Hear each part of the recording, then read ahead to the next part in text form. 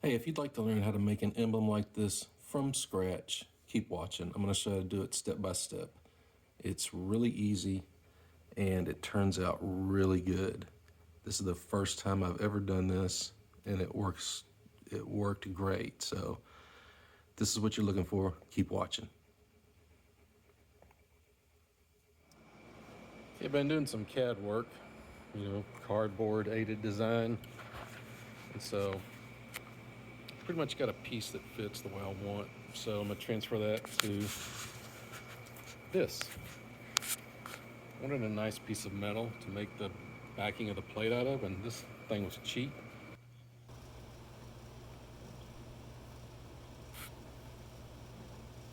Yeah, so I'm making the emblem and I needed a piece of metal, and I always go Harbor Freight between these mixing boards. They're pretty inexpensive.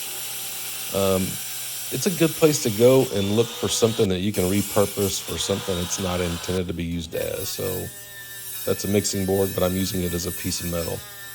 You can see in this shot right here, that ruler on the wall, I've got a video on that. I use that to make a grinder holder. So, but anyway, I measured out the piece of cardboard to where the emblem was going to fit, traced it out,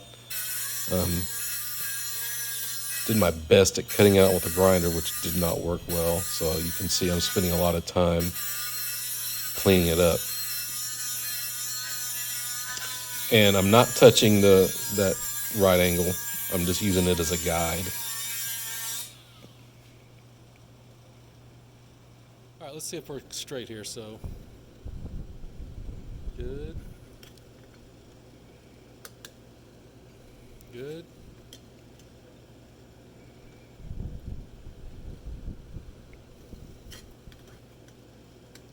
Yeah. I mean, it might be, a millimeter, half of a millimeter, but for a badge, it's good enough. Let's go see how it fits. Yeah, I think that's going to look good. It's kind of proportional with the headlights. It fits the space, so. And that's a tractor I'm restoring. I've got a whole playlist on the channel about it, but the badge that went there was missing when I rescued this thing. It was parked under a tree. It had been sitting there for I don't know how long. So that's what the plate looks like after it's been painted.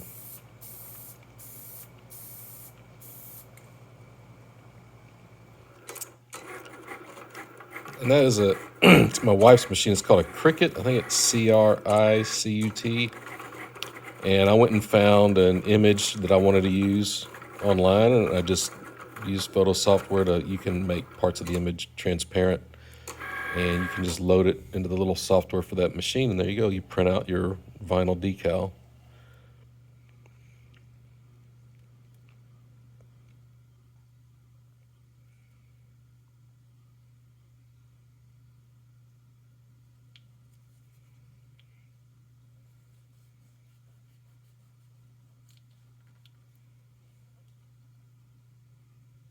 And at this point, once you got the decal on there, it actually looks okay as an emblem. I mean, you could tell it's kind of homemade, but that actually looked pretty good just like that, especially from 5 feet away or something.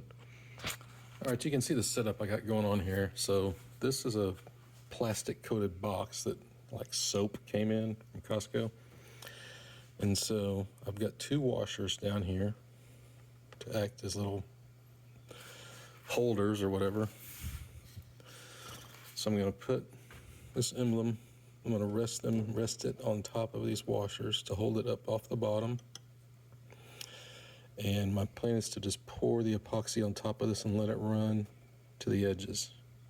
Some falls off fine, but mainly you just want to get a good coating on the top. And then I'll slide this over so this thing can dry without dust getting on it. So I'm going to mix the epoxy and pour it on. And this was just regular clear craft epoxy that I ordered off Amazon. I've never used epoxy before, and it's actually pretty easy to work with.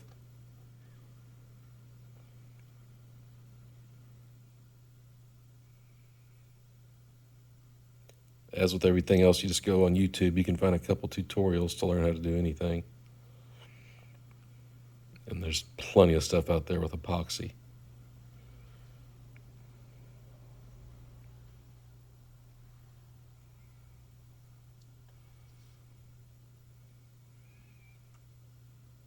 And I'll mention it a couple more times. My recommendation would be is if you're going to do something like this, put this thing on a stand like a pill bottle or something. So as the epoxy flows over, it just drips down. All right, so we do have some. Because I end up gluing this thing to the Everybody on cardboard. YouTube uses heat to get the bubbles out, so all I have is a freaking map gas torch.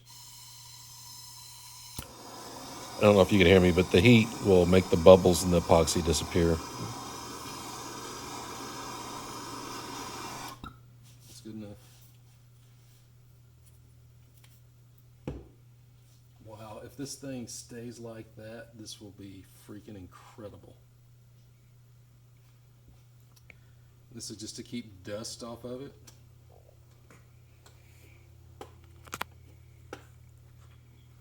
Okay, so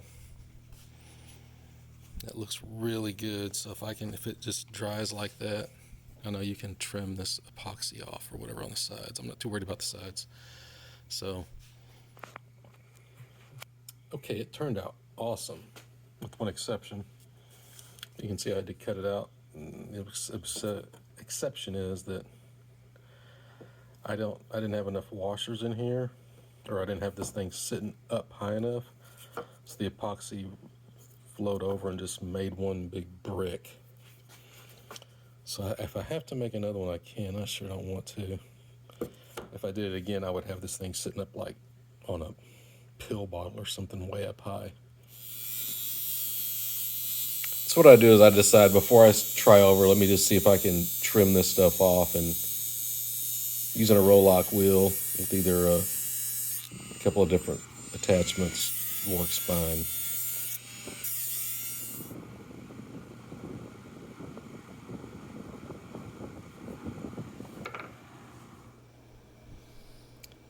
So my initial plan was to just glue this thing to the tractor, but I didn't count on those washers being stuck to the back. And so I figured, well, let me see if I can glue these bolts on, and then I'll epoxy them in place since the epoxy seems to stick so good. As you can read there, just build a little dam around there because I want to fill that up with epoxy and then epoxy those two little bolts into place.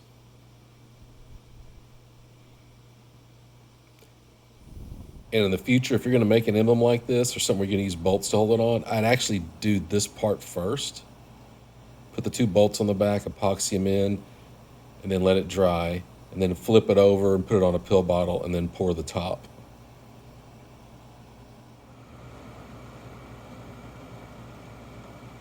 See, I let it dry overnight.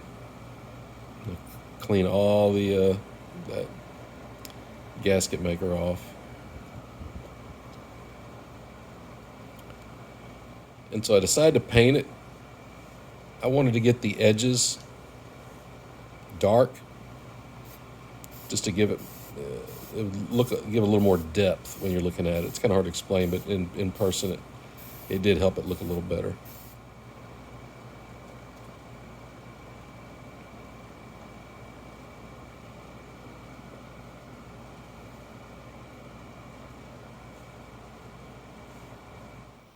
All right, and I didn't intend to have those washers stuck to the back, but they got epoxied on there, so I just left them there. But what I'm doing right now is I'm going to the trouble of trying to really precisely drill some holes so this thing will fit in there, and that doesn't work because you'll see this next quick shot that I just end up hogging those holes out with the drill. See, there you go. But I get it to where it's going to fit good, and then put some of that Automotive glue stick glue to hold that emblem on. And my initial plan was just to use that alone to hold it on, which I think it would work. But I figured I've gone this far, so I used the glue to hold it on. And then on top of the glue, I'll also use those bolts that I added. So I'm just putting some tape on here to hold it in place so I can flip up the hood. I'm pretty sure the glue's gonna hold, but at this point I don't want to take any chances.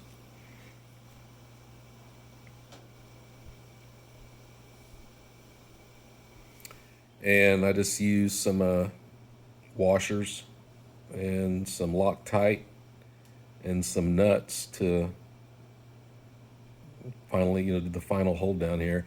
And I put the nuts on, but I don't put them super tight, but I put them snug because I don't want to risk cracking that grill. I just want everything to be kind of held tight, but it works fine.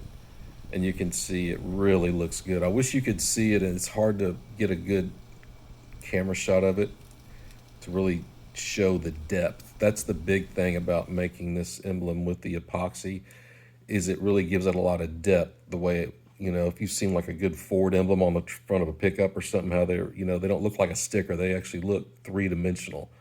And it really gives it that good effect that you'd be looking for. So hope this helped you. If you're interested in this tractor, I've got a huge playlist. I'm bringing this thing back from the dead, and I'm almost done. I've got a couple more videos to be done. So, but check that out, and appreciate you watching. Hope this helped you out. See ya.